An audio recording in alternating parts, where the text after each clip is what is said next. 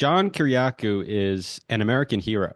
He took great risks when he made his disclosures in 2007 in service of his country and the rule of law. But rather than being rewarded for his bravery, he was punished for it. You can find all of his excellent work on Unified TV, including his popular series Whistleblowers and CIA Declassified. And he is my guest today. John, thank you so much for being here. It's a real privilege to speak to you. Thank you, Harry. I'm not a hero, though, but thank you for those very kind words. So, Thank you. I mean, to me and to many people, you are, but I we'll appreciate move it. past that. So I was born in 2001, which was, Wow. Right. Which is like day before yesterday in my mind. yeah. Yeah. But it was a very important year, and I think things radically Yes. changed that year. There Yes. was a sense afterward, after 9/11, of course, of this kind of righteous rage that kind of consumed the United States for many years afterward, throughout the entire time that I was growing up.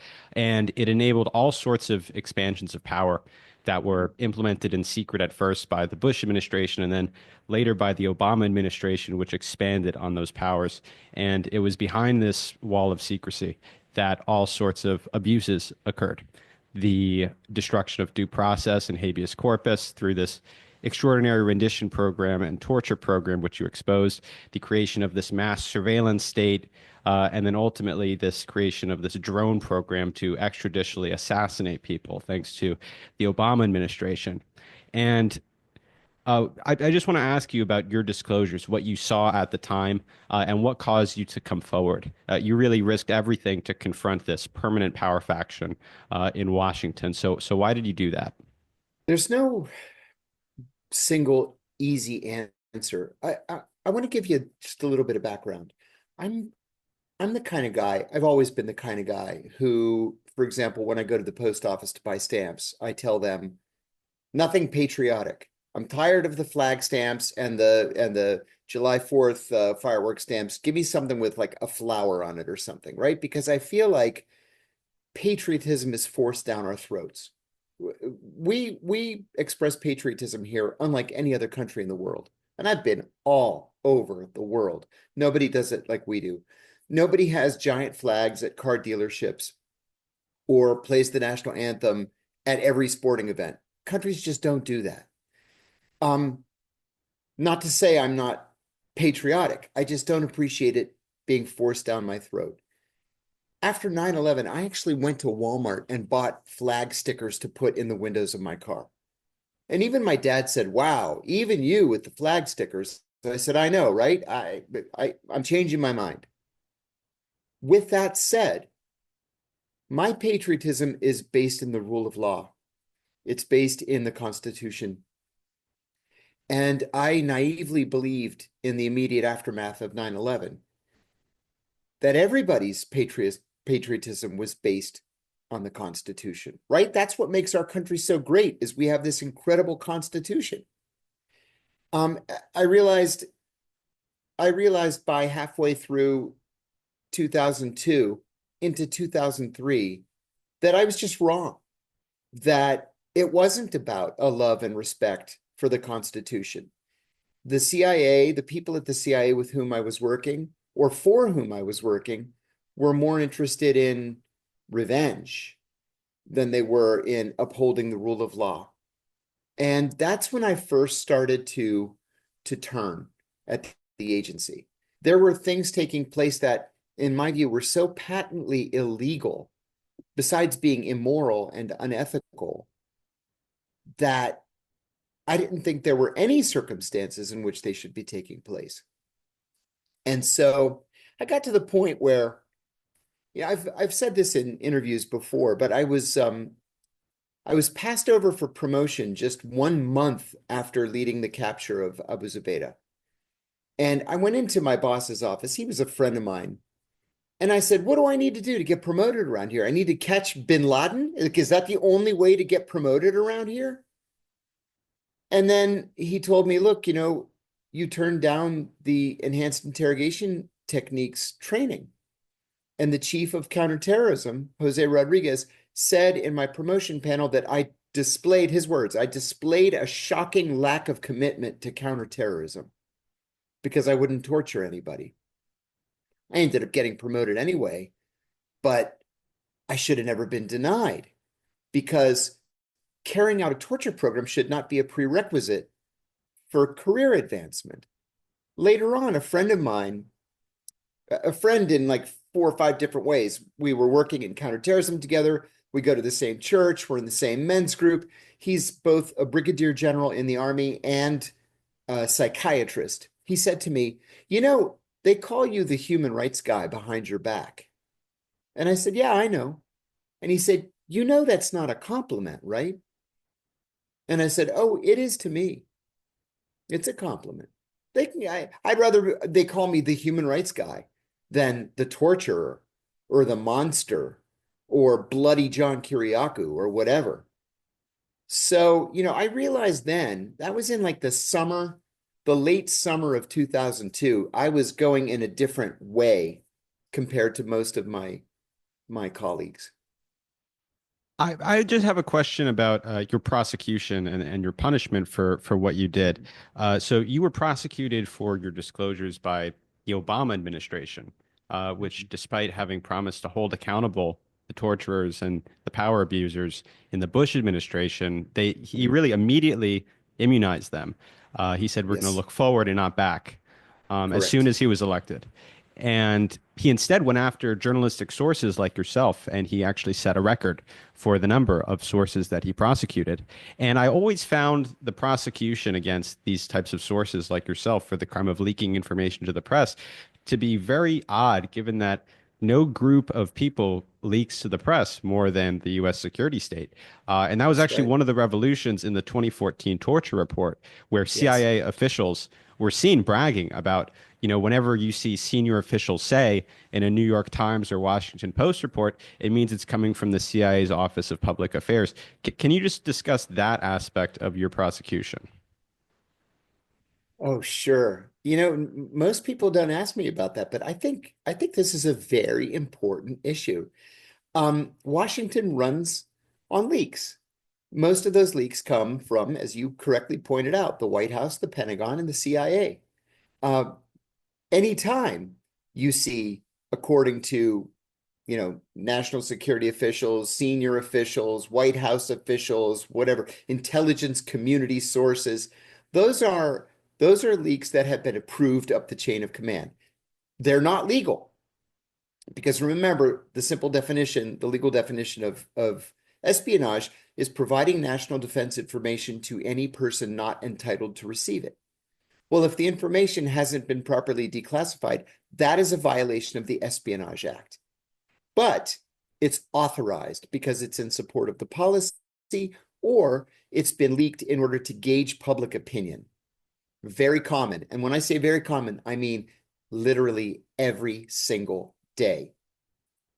The Obama administration was particularly bad in this respect for a couple of reasons. First, they promised to not just be better than the Bush administration, but to reverse a lot of those damaging policies that we saw under the Bush administration. They didn't. They just continued the policies of the Bush administration. And in many cases, like drones, they made it worse. Now, here, I'm going to get on my soapbox now, but I can't help myself. The Espionage Act was written in 1917 to combat German saboteurs in the early years of the First World War.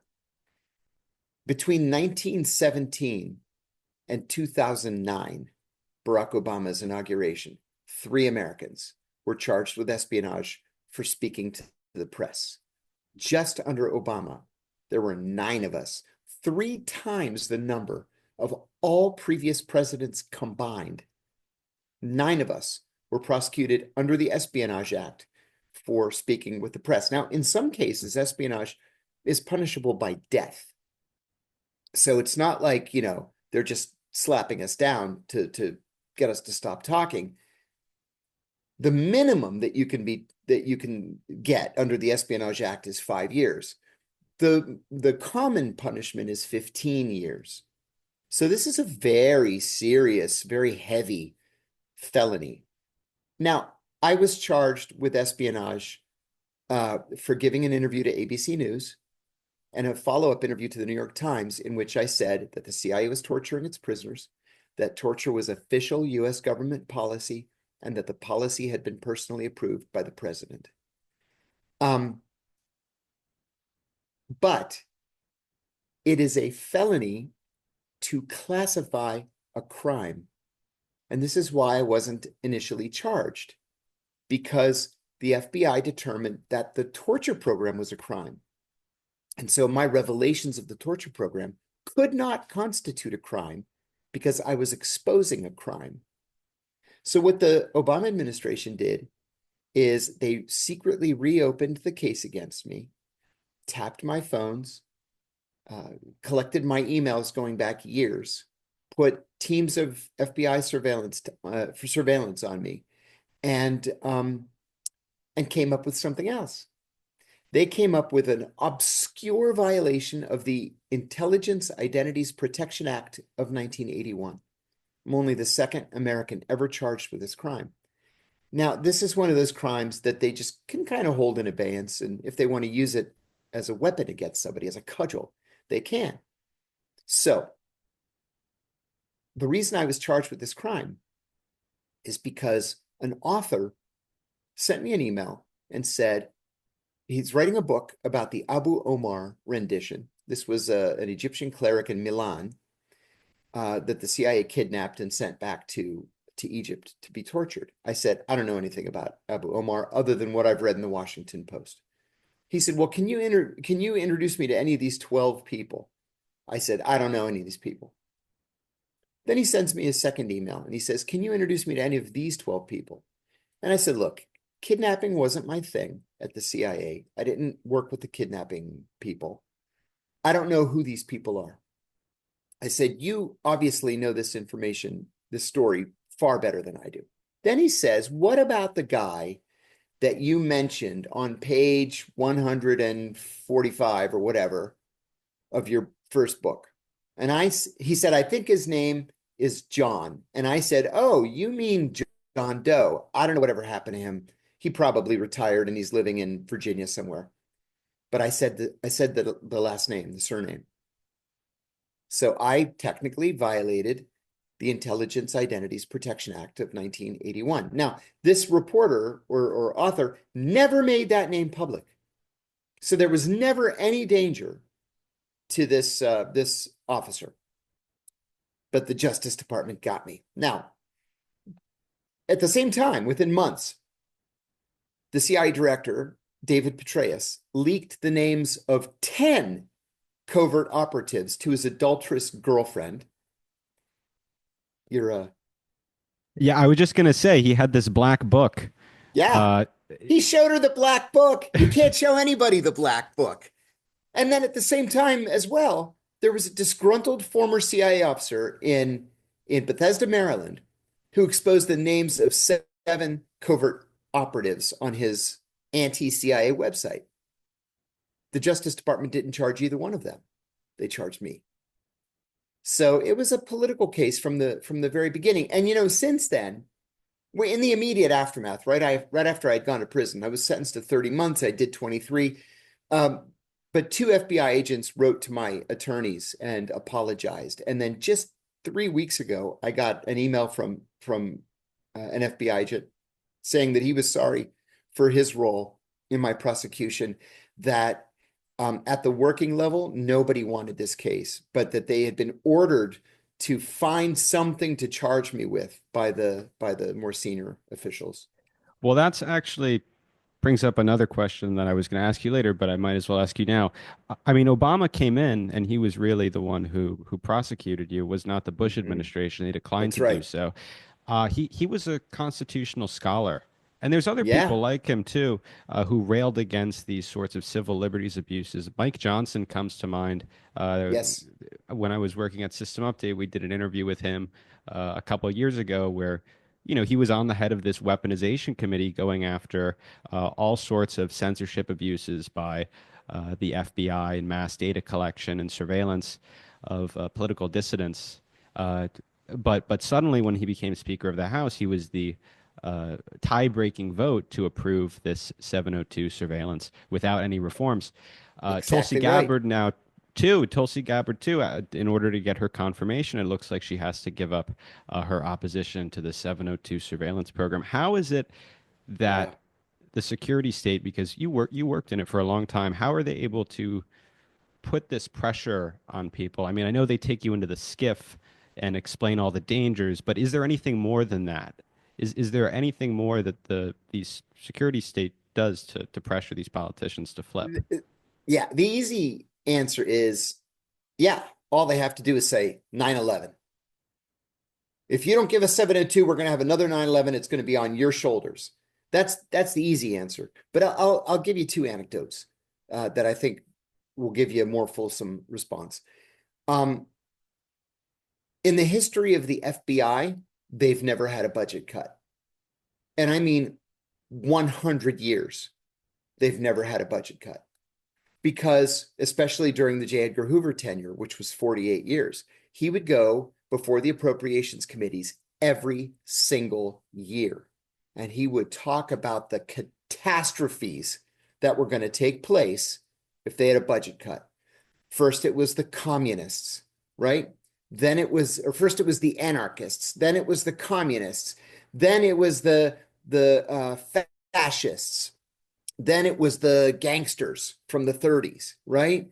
Then it was the beatniks and the drug people. Then it was the anti-war protesters. Then it was the African Americans. There was always some enemy that he needed to rally Congress against. He was always very successful. And the CIA is not blind.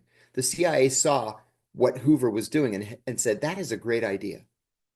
And so every year, in secret, because the CIA budget, the entire intelligence community budget is classified, they would go before the appropriations committees and say, communism, communism, until 2001. And since then, it's been terrorism. And now it's Chinese, Russians. They don't even have to explain themselves. All they have to do is say these words. And they get monstrous budget increases. This is something that they've become very, very good at. And especially since 9/11, it's not beneath these CIA officers to go into closed session in these committees and say, look, 3,000 people were killed on one day in 2001. You want that to happen again? If you knew what we knew, if you could see the reporting that we see, you wouldn't even think of voting no on our budget. I'll give you another example. I went to Afghanistan in 2011 with John Kerry. I was the senior investigator on the Senate Foreign Relations Committee. He was the chairman of the Foreign Relations Committee. Now, John Kerry had a long and well-known military career, right? Silver Star, Bronze Star, Purple Heart. I think he had 3 Bronze Stars and a Purple Heart. So we go into this briefing. We had just landed at Bagram Air Base. We go into this briefing, and it's like 11 generals from 1 to 4 stars sitting around the table and Kerry. And being military guys, they have this deck prepared. So it's like slide after slide after slide on PowerPoint. We're moving here and we're moving there, and we beat the Taliban here, and then we saw them there and we killed them and we drove them back, and it was all bullshit. We come out of that briefing and Kerry says to me, my God, we may actually win this thing. And I said, no, we're not going to win this thing. I said, Karzai is the mayor of Kabul. That's it. The Taliban controls the rest of the country. I said, this is the same briefing they've been giving since 2002. We're not going to win. But this is how you keep interest on Capitol Hill. This is how you keep your budgets high. This is how you get Congress to say, well, for me personally, I'd like to cut the budget, but 9/11, and I don't want to be blamed for the next one. And then that's the end of the debate. I really think so much has changed recently, and just the views of these security state agencies has changed, among the left and the right. I grew up in a Yes. liberal household. Me too. opposition to Dick Cheney, the neocons, the Iraq War, the Guantanamo Bay abuses. That was all, a staple of left liberal discourse at the time. And as a result, there was heavy skepticism toward the CIA and the security state. Mhm. Unlike when you revealed the torture program in 2007, though, polls show now consistently that liberals adore the security state. And it's the political right, actually, that is skeptical of it. And you could really see this all the time on TV. John Brennan and, Yeah, Jim Clapper are always on yeah, CNN and MSNBC. They're on TV that's actually right. more than the They're Kardashians. paid consultants. Yeah, they're paid consultants for CNN and MSNBC. Yeah, they're basically influencers at this point. And a mask off moment really happened this fall. It was when Kamala Harris was campaigning for president. She spent the last weeks of her campaign with the Cheneys, talking about how the Cheney family embodies American values like the rule of law and respect for the Constitution. That's what the Cheneys are famous for. Right. Um, and so history's kind of been memory hold, and there's been this kind of radical realignment on all these issues involving the security state. Why do you think this is? When I was in college, I was taught that the presidential election of 1932 was a watershed election. Watershed in that the Democratic Party and the Republican Party flipped sides, right? The Republicans had been the party of Lincoln, the party of liberalism, and the Democrats had been the Southerners, the conservatives, the anti-labor party. That flipped in 1932. I think that it's flipped back again, not all the way, but in terms of populism. And it didn't happen just in one election. It was more paced than it was in 1932, to the point where now you have not just a majority of union households, but two-thirds of union households voting for Donald Trump. You have the Democratic Party supporting and endorsing the national security state, the CIA, the FBI, NSA, DARPA, this god-awful Section 702 of the FISA Act. And you have Republicans, very conservative Republicans, like Thomas Massie, for example, or Rand Paul, saying, wait a minute, we're just voluntarily giving up our civil liberties here. Is this really something that we want to do? Why are no Democrats asking that question? And then you make a very good point. I decided not to vote for Kamala Harris when she actively sought and then received the endorsement of the Cheney family. I actually sent an email to the campaign that I'm sure nobody read. And I said, this is not a brag. This is something that we should be ashamed of. I would be ashamed to have the support of Dick Cheney. I think Dick Cheney's a monster. And so I think that we're in the midst of this odd political realignment. I've seen a handful of op-eds talking about it, but mostly from the labor perspective. I don't like it at all because it gives traditional progressives like me nowhere to go. I mean, really, the only place I can go is to the Green Party or maybe to the Libertarians, but they have their own wackadoo wing, as well. So what do you do? Where do you go? I'm at the point where I made a joke to a friend of mine the other day. I'm an equal opportunity hater. I hate everybody. Like, why is there nowhere that that that a progressive can go and feel welcome? It's certainly not the Democratic Party. What do you think explains this realignment, though? I'm curious. Do you think? I mean, I have my own theory. I think it has to do with, among other things, RussiaGate, when Trump had Mhm. the surprise victory in 2016 that completely shocked the establishment, and Yes. John Brennan and others who presented this Steele dossier off as you know some sort of Fact. accurate Yeah. intelligence when it was a total fraud. And Yeah. they based this entire campaign against him. And this is when, they really, I think, elevated these TV, these intelligence officials into TV stars in the league of Kim Kardashian, Oh, these yeah. people like John Brennan and Jim Clapper. But I'm wondering what your view is on this. When did this realignment take place? I think it began very slowly in 1993 with the inauguration of Bill Clinton, because Bill Clinton was a part of this thing that the Democratic with DS something, whatever it was. But anyways, it was an attempt to move the Democratic Party to the center, even though it's always been a right of center party. But it specifically began to embrace Wall Street and to embrace a more activist and more militarist foreign policy. Remember, it was Bill Clinton that attacked Yugoslavia. We had no beef with Yugoslavia. And not only did we attack it, but we occupied it and then broke it up into what, a half a dozen different countries or so. That was a democratic decision. That was a democratic policy goal, was to break up Yugoslavia. I was serving in Greece at the time.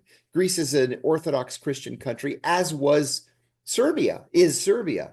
And I mean, the Greeks were talking about withdrawing from NATO because of that war.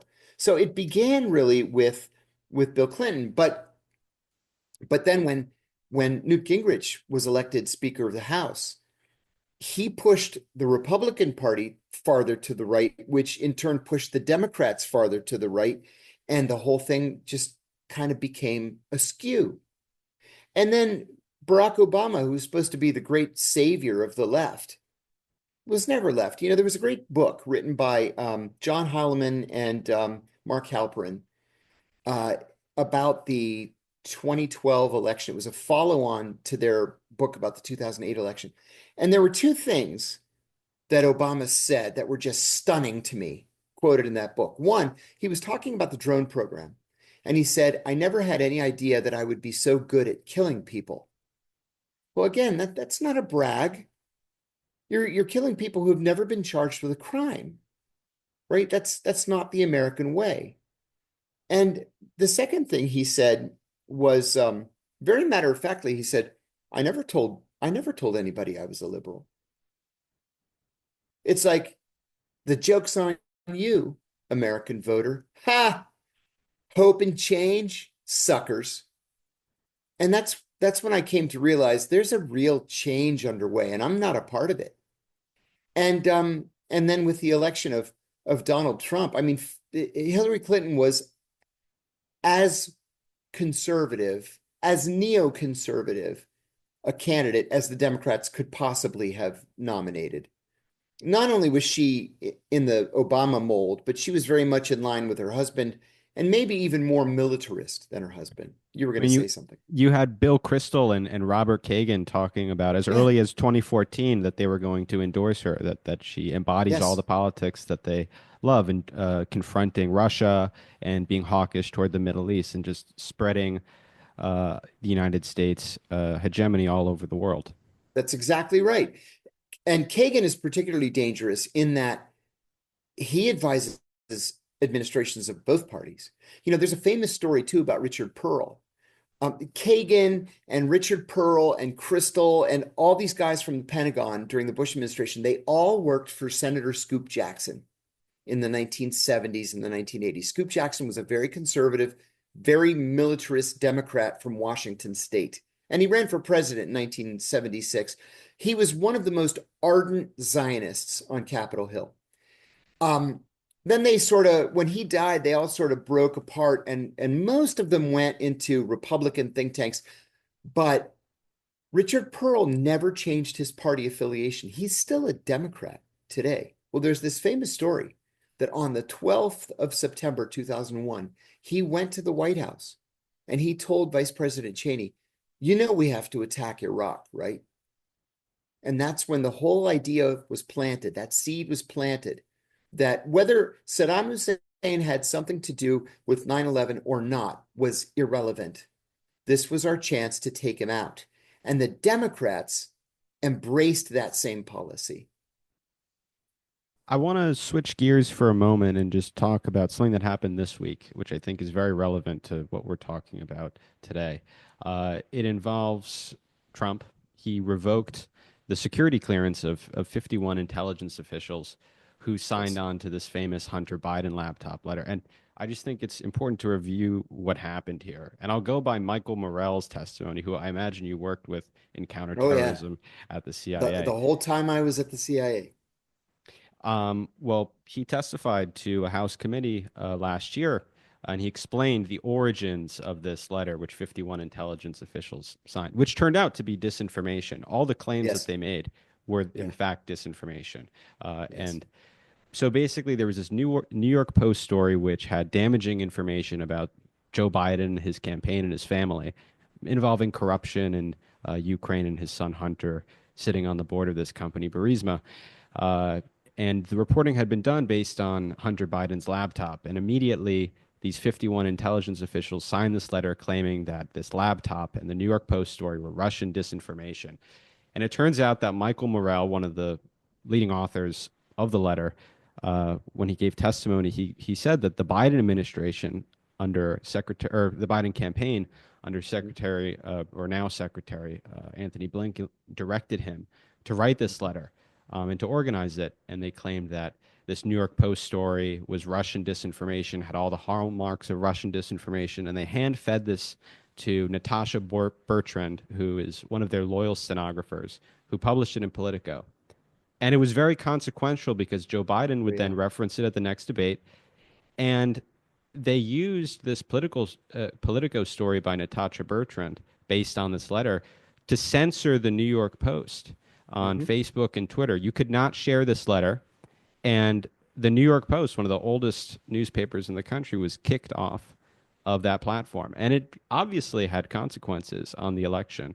We'll never know how much. But what did you make of that event, and what do you make of Trump's decision to revoke those security Right. clearances? I just wrote about this yesterday on my Substack, and I wrote about it 4 years ago as well.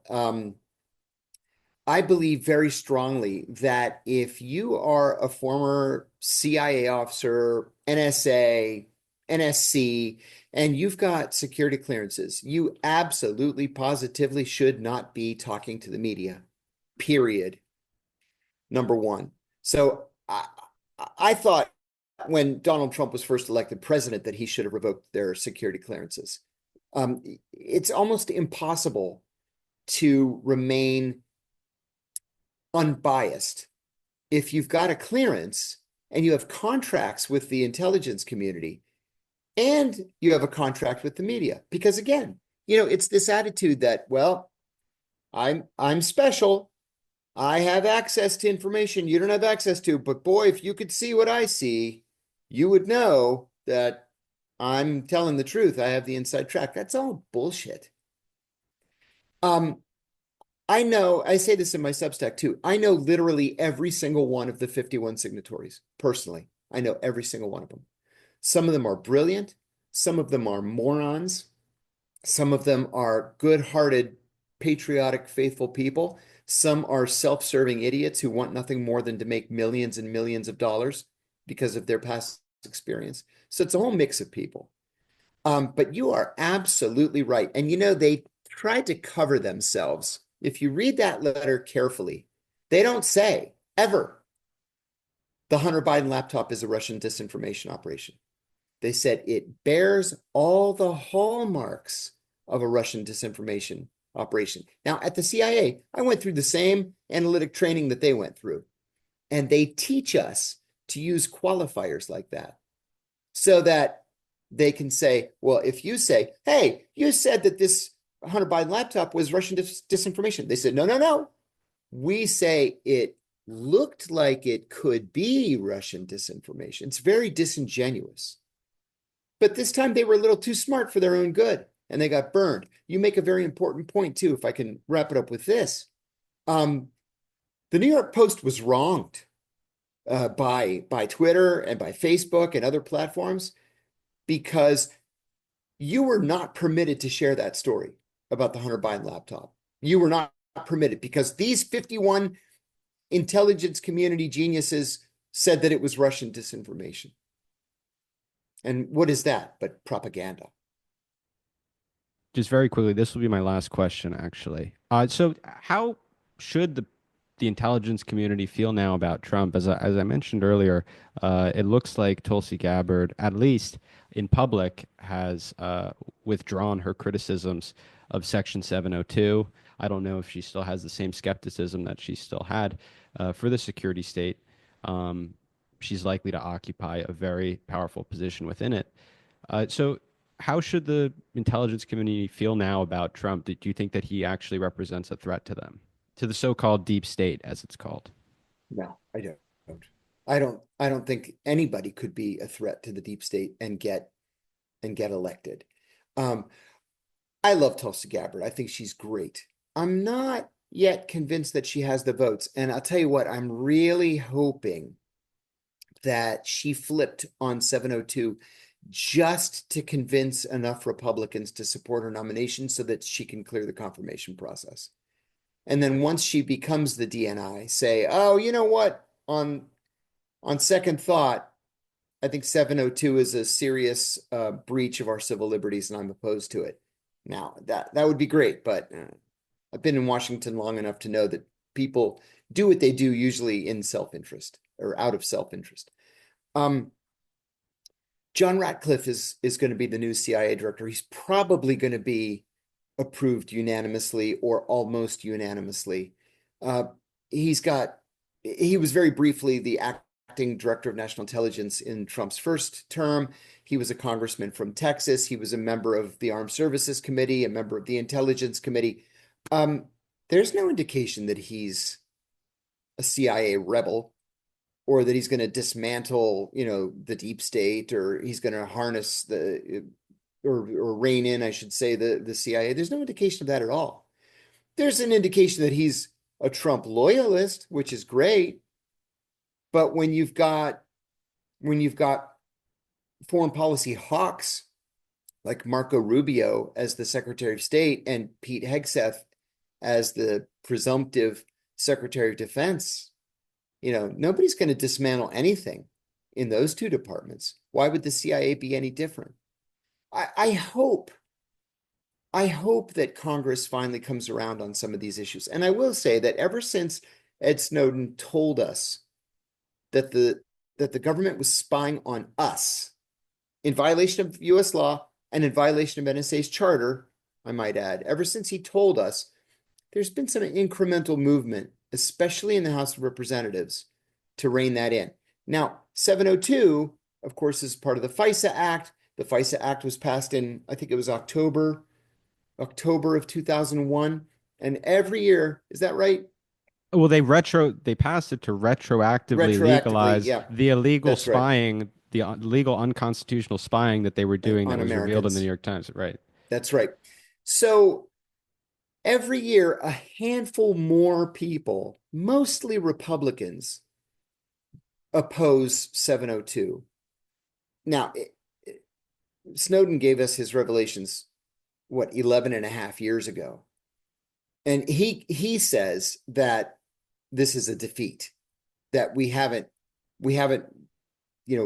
legalized safeties for American citizens, and that 702 is still a law on the books. So he thinks that that's a defeat. I'm maybe a little bit more optimistic that eventually we'll get there, but it's been over a decade. When I said I had one final question for you, I actually lied. I have one more that you just reminded me of because Sure. there was something very interesting in those Snowden revelations that I don't think gets discussed enough, but I think is very relevant today because Trump uh, did what Biden did not do and refused to do. He put pressure on the Israelis to negotiate a ceasefire. Good And it point. brings up the question of what the relationship between the Trump administration and the foreign government of Israel will be like, or if it will be more the same, or if it will be different. One of the things that Snowden revealed was discussions between the NSA talking about Israel.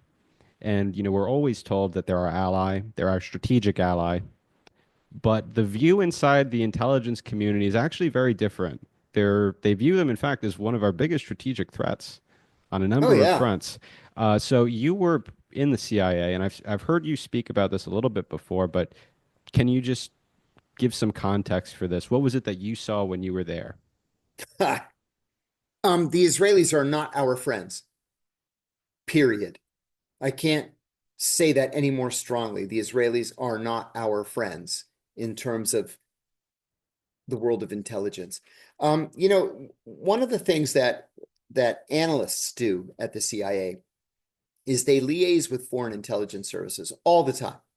All the time. Not a week went by through my entire career that I wasn't briefing or debriefing some foreign intelligence officer. all the way up to the heads of foreign services, prime ministers, presidents, in more than one case, a king. This idea of sharing intelligence is fundamental to the success of the CIA. Israeli intelligence officers are not permitted inside the CIA, period. They're not permitted because every time they come with a gift. Oh, we want to bring you this gift. And the gift is packed with batteries and microphones and, transmitting devices. And we had to say, look, you guys have to stop trying to, plant bugs under our tables in the conference room every time you come into the building. And so now we meet them offsite. They just can't be trusted to come into the building, number one. Number two, the very first foreign liaison briefing I ever did was for the Israelis. I had only been at the CIA about 4 months, and I was part of a group of about a dozen analysts that met the Mossad rep and the Shin Bet rep to talk about Iraq and the possibility that Iraq might invade Kuwait. This is in 1990. And so, because I was the junior most analyst, I was the last one to speak, and everybody went around the table one at a time. And I was an overt CIA employee, so I used my true name as I was instructed to do. So finally it came to my turn, and I said, I'm John Kiriakou, and I'm going to brief you today on Saddam Hussein and what we expect him to do in the next several months.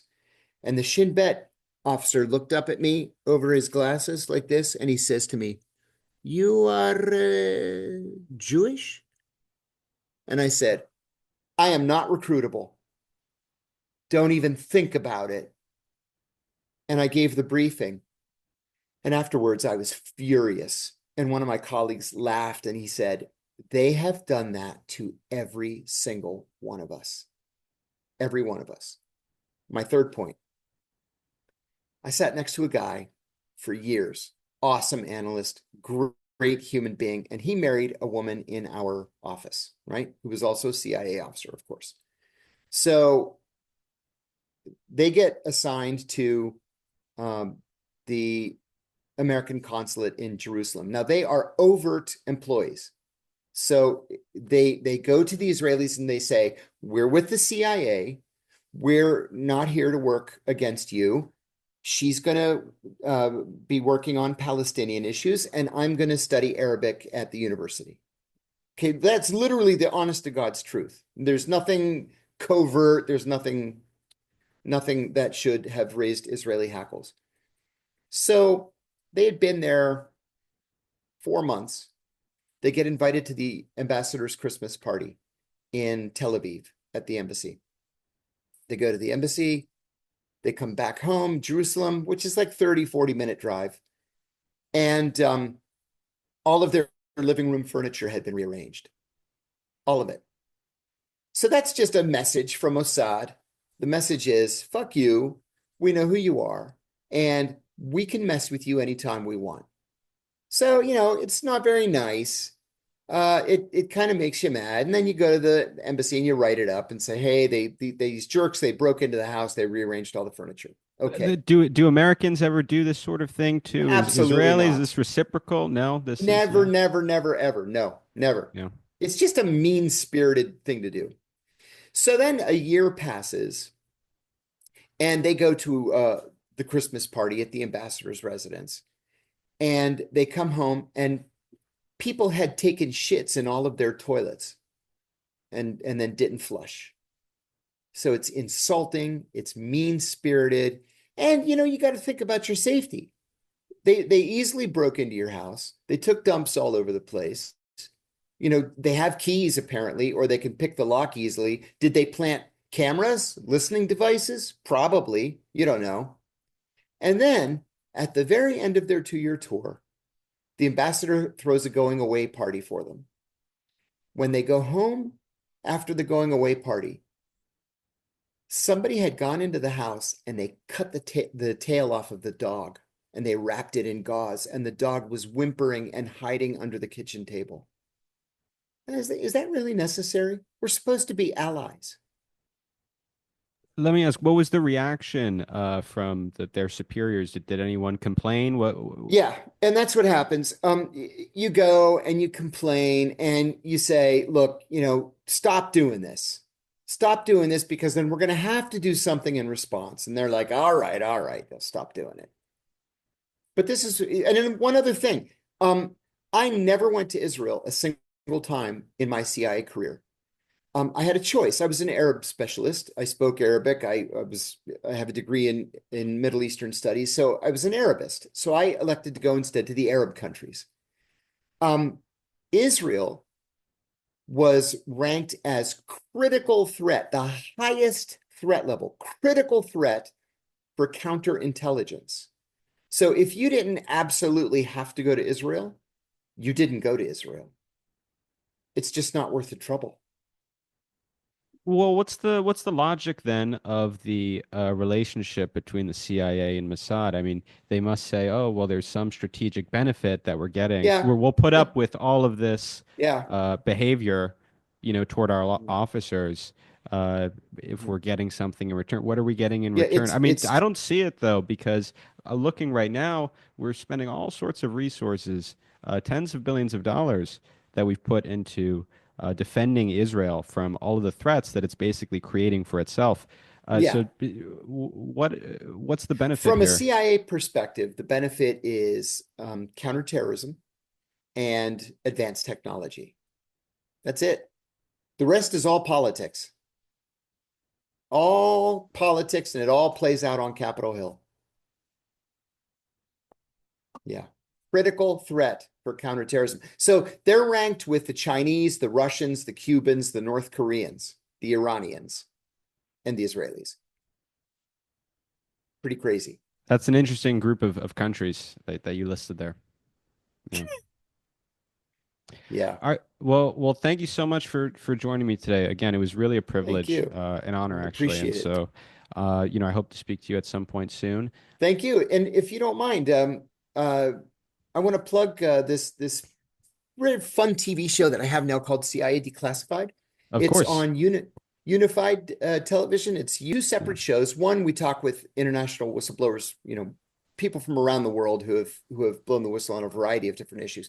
And then CIA Declassified is something that's not being done anywhere else. We take these declassified CIA documents and then we talk about these major historical international developments that they surround. Things like, the 1953 coup in Iran, the overthrow of Salvador Allende, the Kennedy assassination, the Berlin Wall, things like that, and what the CIA was talking about in real time as these things were happening. So it's fun, and I put everything I do on Substack as well.